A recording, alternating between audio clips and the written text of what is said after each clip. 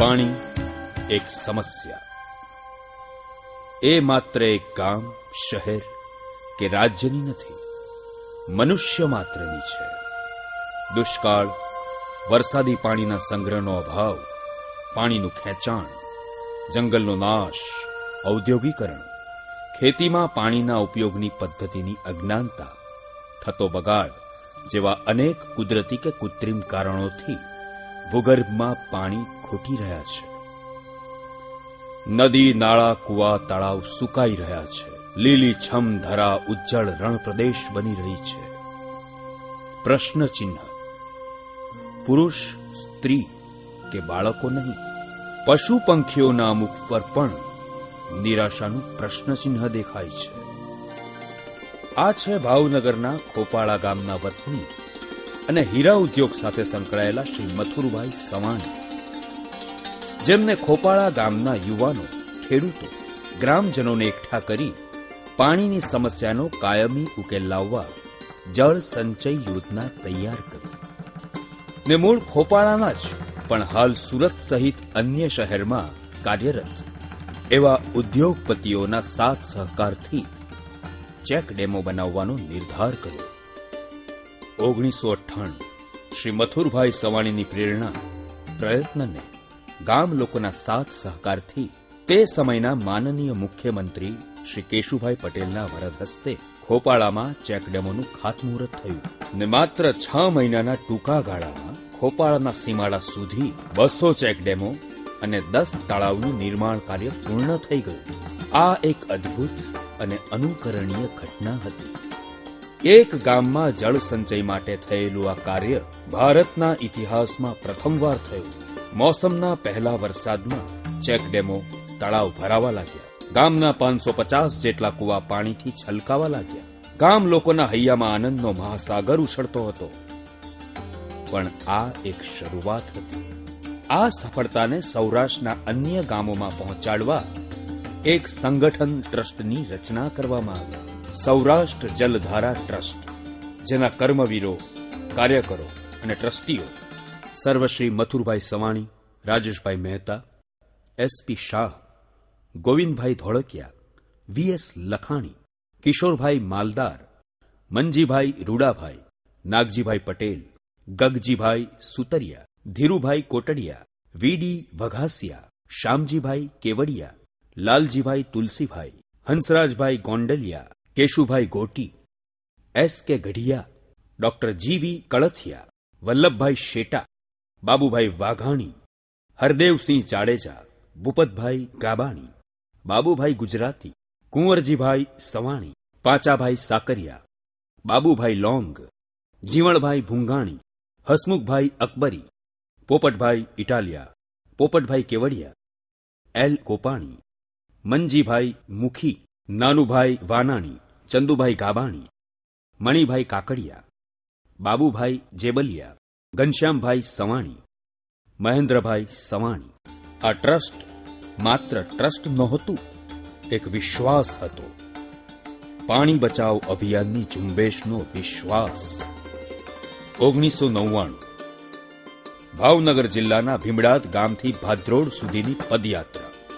આ પદયાત્રામાં સુરતના હીરા ઉદ્યોગ સાથે સંકળાયેલા 400થી વધારે ઉદ્યોગપતિઓ તેમના પોતાના વતનમાં સ્થાનિક આગેવાનો સાથે જોડાયા. પદયાત્રાને ભવ્ય આવકાર અને પ્રતિસાદ મળ્યો. વિવિધ રાજકીય અને સામાજિક મહાનુભાવો પણ પદયાત્રાના સાક્ષી બન્યા. પદયાત્રાનો પ્રભાવ એટલો વ્યાપક હતો કે ગામે ગામ જળ સંચય યોજના શરૂ કરવા લોકો તત્પર બન્યા. અમારું ગામ પણ ખોપાળા જેવું બને એવા શપથ લેવાયા. સ્વામી શ્રી સચ્ચિદાનંદજીએ કહ્યું જ્યાં સૌરાષ્ટ્રમાં જળની જાગૃતિ છે, એ જળની જાગૃતિ પણ વિલાયતથી આવી. આજ સૌરાષ્ટ્રના યુવાનો અહીંથી સુરત ગયા, નવસારી ગયા, મુંબઈ ગયા, હીરાના ધંધામાં પડ્યા અને ત્યાંથી એન્ટવર્પ ગયા, દુનિયા જોઈ અને પછી ખ્યાલ આવ્યો, ઓહો, આ દુનિયા ક્યાં ને અમે ક્યાં. ગામે ગામ ટ્રસ્ટના પ્રયત્નોથી ગામ કમિટી બનવા લાગી. ભાઈઓ બહેનો તન મન ધનથી આ યોજનામાં જોડાયા. જે ગામ કમિટી અન્ય ગામોને પ્રેરણા આપે એવી અસરકારક યોજના બનાવતી, તેવા ગામોને ટ્રસ્ટ વિના મૂલ્યે 1000 થી 2000 સિમેન્ટની થેલીઓની વહેંચણી કરતા. એ રીતે ટ્રસ્ટે 2 લાખ થેલીઓનું વિતરણ કર્યું અને અન્ય ગામોને, ગામ કમિટીઓને અગાઉથી નક્કી કરેલા ભાવ બંધારણ મુજબ કંપનીના સહયોગથી 7 લાખથી વધારે સિમેન્ટની થેલીઓ વ્યાજબી ભાવે આપવામાં આવી. ગામ કમિટીને સરળ પડે એવી યોજનાની અસરકારક રજૂઆત સૌરાષ્ટ્ર જળધારા ટ્રસ્ટે સરકાર સમક્ષ કરતા સરકારે પણ પોતાનો સહયોગ જળ સંચય યોજના માટે જાહેર કર્યો. માનનીય મુખ્યમંત્રી શ્રી કેશુભાઈ પટેલે સરદાર પટેલ સહભાગી જળ સંચય યોજનાની ઘોષણા કરી. વિના સહકાર નહીં ઉદ્ધાર, જળ સંચય યોજના કરશે આપણો બેડો પાર. આ વાત હવે ગામે ગામ, નગરે નગર સમજાવવાની જરૂર હતી. ટ્રસ્ટના પ્રમુખ અને અન્ય ટ્રસ્ટીઓ આ અભિયાનમાં જનજાગૃતિ લાવવા સપ્તાહના 2 દિવસ ગામડે ગામ જઈ સભાનું આયોજન કરવા લાગ્યા. ગામ લોકોને ચેકડેમનું મહત્વ શું છે, રોકાયેલા પાણીનો ઉપયોગ ટપક પદ્ધતિથી ખેતીમાં કઈ રીતે થઈ શકે, એની સવિસ્તર માહિતી આ સભામાં અપાતી અને જાગ્યા ત્યાંથી સવાર ઉક્તિ પ્રમાણે શપથ લેવડાવવામાં આવતા. અને આ રીતે 700 ગામડાઓનો પ્રવાસ ટ્રસ્ટે ખેડ્યો. છતાં સામૂહિક પ્રયત્નોનું અસરકારક પરિણામ અને જળ સંચયની જરૂરિયાત છેવાડાના માણસ સુધી પહોંચાડવાની જરૂર હતી. અને તે માટે સૌરાષ્ટ્ર જળધારા ટ્રસ્ટે જાણીતા ગુજરાતી કલાકારોના સહયોગથી એક ટેલિફિલ્મનું નિર્માણ કર્યું અને આ ફિલ્મ મોબાઈલ વાનમાં સતત 2.5 થી 3 વર્ષ ગામડે ગામ ફેરવવામાં આવી અને આ જનજાગૃતિએ રંગ લાવ્યો. ગામે ગામ પ્રત્યેક જ્ઞાતિના પ્રતિનિધિઓનો સમાવેશ થાય એવી ગામ કમિટી બનવા લાગી. આ કમિટી ગ્રામજનો પાસેથી પોતપોતાની જમીનના સપ્રમાણ નાણાં દાન સ્વરૂપે એકત્રિત કરતી. લોકો શ્રમદાન સ્વરૂપે પણ પોતાનો હિસ્સો આપતા. ગામ કમિટીનું કાર્ય યોજના સારી રીતે સફળ થાય એ જોવાનું તો હોય છે જ, પણ સાથોસાથ તેઓ ચેકડેમની ગુણવત્તા માટે પણ તેટલા જ જવાબદાર હોય છે. દેશ પરદેશમાં વસતા લોકોનો આર્થિક સહયોગ પણ આ ગામ કમિટીને મળ્યો. ઓછામાં ઓછા 2.5 લાખ અને વધુમાં વધુ 1 કરોડ રૂપિયા સુધીનું માતબર દાન 400 થી 450 ગામને પ્રાપ્ત થઈ શક્યું અને આ રીતે કુલ 76 કરોડનો આર્થિક સહયોગ મળ્યો. જો સમાન ધોરણે વિચાર કરીએ તો પ્રત્યેક ગામ દીઠ 17 લાખ રૂપિયાનું દાન પ્રાપ્ત થયું કહેવાય, જેમાં ટ્રસ્ટની ભૂમિકા અસરકારક હતી. તમે જાણતા જ હશો કે સૌરાષ્ટ્રના 4800 ગામોમાંના 4000 ગામના લોકો ધંધાર્થે સુરતમાં વસે છે અને તેઓ જો પોતપોતાના ગામમાં જળ સંચય અભિયાનનો પ્રચાર પ્રસાર કરે તો એની અસરકારકતામાં સોનામાં સુગંધ ભરે. અને એ હેતુને સિદ્ધ કરવા સૌરાષ્ટ્ર જળધારા ટ્રસ્ટે સુરતમાં એક મહાસંમેલનનું આયોજન કર્યું. પાણીના પ્રશ્નને વાચા આપવા માટે કદાચ ભારતભરમાં સર્વપ્રથમવાર આટલી વિશાળ સંખ્યામાં લોકો એક છત નીચે એકઠા થયા હશે. આ સંમેલનની ફળશ્રુતિ એ હતી કે માનનીય મુખ્યમંત્રીશ્રીએ આ યોજના માટે 300 કરોડ રૂપિયા ફાળવવાની જાહેરાત કરી. બીજા તબક્કામાં એક વેકેશન વતનને કાજ, આ સુંદર સંદેશો લઈ વિશાળ રેલી કાઢવામાં આવી અને ત્યારબાદ સૌરાષ્ટ્રના દરેક જિલ્લા અને મોટા ભાગના તાલુકા મથકે મહાસંમેલનનું આયોજન કરવામાં આવ્યું. ઉત્તર ગુજરાતમાં ડીસા ખાતે, ભાવનગર જિલ્લાના બગદાણા ખાતે પછી તો આવા ઠેર ઠેર સંમેલનો યોજાયા. બગસરા, કાલાવાડ, સાયલા, ગઢડા ખાતે પ્રખર રામાયણ કથાકાર શ્રી મોરારી બાપુની હૃદયસ્પર્શી વાણીએ જળ સંચય યોજનામાં પ્રાણ પૂર્યા. આવતે વર્ષે 2001માં વળી પાછો અલ્હાબાદમાં પૂર્ણ કુંભ ભરાવાનો છે. પણ એ પૂર્ણ કુંભમાં સ્નાન કરવા તો આપણે જઈશું, જે જઈ શકે તે. પણ હું ભગવાનને પ્રાર્થના કરું કે એના પહેલા ચોમાસું એવું સારું થાય અને તમારા બધાના પ્રયાસથી, જલધારા ટ્રસ્ટની આ તનતોડ મહેનતથી ગામડે ગામડે જો આપણે પાણીને એકત્રિત કરીએ તો મને એમ લાગે એ પ્રયાગમાં સ્નાન કરવા કરતા આપણને આપણા ગામની તળાવડી એક પ્રયાગની પૂર્ણ. અને હું તો કહું, મને યાદ કરાવજો મથુરભાઈ કે ડોક્ટર સાહેબ કે યાદ કરાવજો. પાછું હું વ્યસ્ત હોઉં એટલે ભૂલ્યું. પણ આ વિસ્તારમાં આવ્યો છું ત્યારે ભગવાન સારો વરસાદ કરે અને અહીંયા જે તમારી યોજના હોય એ તળાવડી કે બંધો ભરાઈ જાય ત્યારે મને કાર્યક્રમ વગેરે કહેજો, હું એમાં નાવા આવીશ. અને જોતામાં તો અનેક ગામોમાં પ્રમુખશ્રી અને અન્ય ટ્રસ્ટીઓશ્રીએ લોકો પાસે જાહેરમાં જળ સંચય યોજના પાર પાડવાના શપથ લેવડાવ્યા. પરંતુ આજના મશીન યુગમાં માણસની સાથે મશીનનો પણ સાથ જરૂરી છે. સૌરાષ્ટ્ર જળધારા ટ્રસ્ટના અતિ આધુનિક 20 જેટલા JCB મશીનો ટ્રસ્ટ દ્વારા ગામ લોકોને વિનામૂલ્યે આપવામાં આવ્યા. આ મશીનોથી કોઈ ગામમાં 500 કલાક તો કોઈ ગામમાં 1000 કલાક કામ થાય છે. એક ગામમાં 2 મશીન અને 20 ટ્રેક્ટરોની મદદથી કામ પૂર્ણ થાય અને એ રીતે એક મહિનામાં 10 ગામોમાં યોજના પરિપૂર્ણ થાય, જેનો અંદાજિત ખર્ચ 1,60,000 થાય છે. હવે આ જ કાર્ય કોઈ વ્યવસાયિક કોન્ટ્રાક્ટરની મદદથી કરવામાં આવે તો તેનો અંદાજિત ખર્ચ 8 લાખ થઈ શકે. હવે એક સીધી ગણતરી કરીએ તો 12 મહિનામાં 120 ગામમાં કામ પરિપૂર્ણ થાય છે, જેનો ખર્ચ JCB મશીન દ્વારા 1,92,00,000, જ્યારે કોન્ટ્રાક્ટર પદ્ધતિ દ્વારા 9,60,00,000 થાય. એટલે બંને વચ્ચેનો તફાવત 7,68,00,000 થાય છે. એટલે લાભ 7,68,00,000 થાય છે. 10 વર્ષની ગણતરી કરતા આ લાભ 76,80,00,000 રૂપિયાનો થાય. આ મશીનની બીજી વિશેષતા એ છે કે એક મશીન 12 કલાકમાં 300 ટ્રેક્ટર માટી ભરી શકે.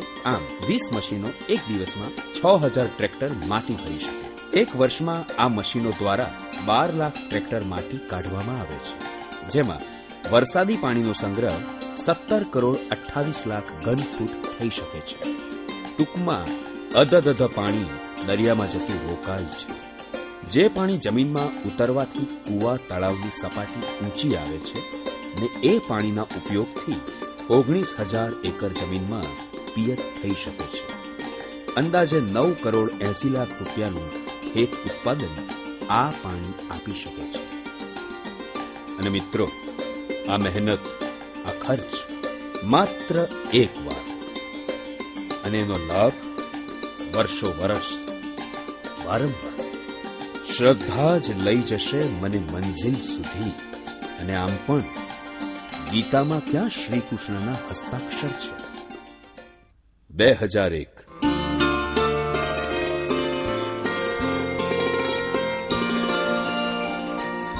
જૂન માસમાં વરસાદે પોતાની મહેર વરસાવી.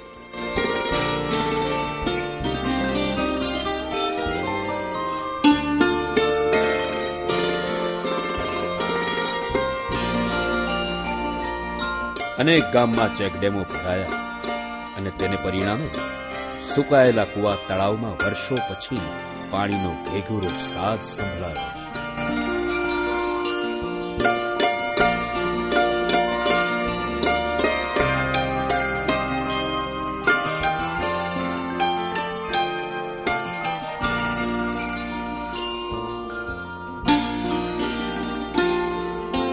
લોકોમાં ગામે ગામ જાણે પર્વ ઉજવાયો. જે ગામ કમિટીએ, જે ગામોએ બીજા ગામને પ્રેરણા અને ઉત્સાહ મળે એવું નમૂનેદાર કાર્ય કર્યું હોય એવા 1-2 નહીં, 145થી વધુ ગામોને એમના દાતાઓને આર્થિક સહયોગ આપનાર વિરલાઓને પ્રોત્સાહન અને સમર્થન મળે એ હેતુસર એવોર્ડ આપી એમનું બહુમાન કર્યું.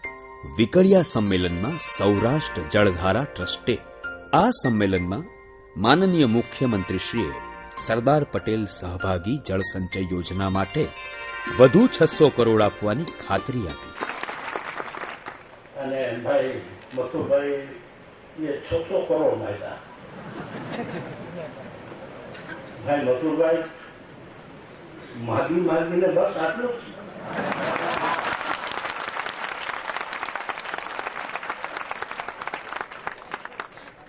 નીતિનભાઈ કહ્યું વિધાનસભા અત્યારે જાહેર નહીં કરવું, રકમ પણ એથી વધારે જાઓ.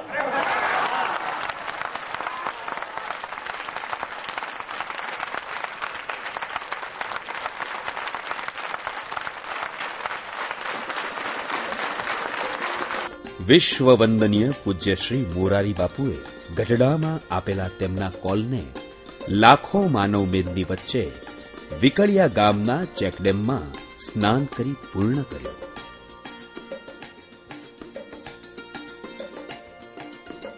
પાણી જળ સંચય યોજના ધીમે ધીમે મક્કમ ડગલે આગળ વધી રહી હતી, પણ તેમ છતાં આ તો પા શેરીમાં પહેલી પૂણી હતી.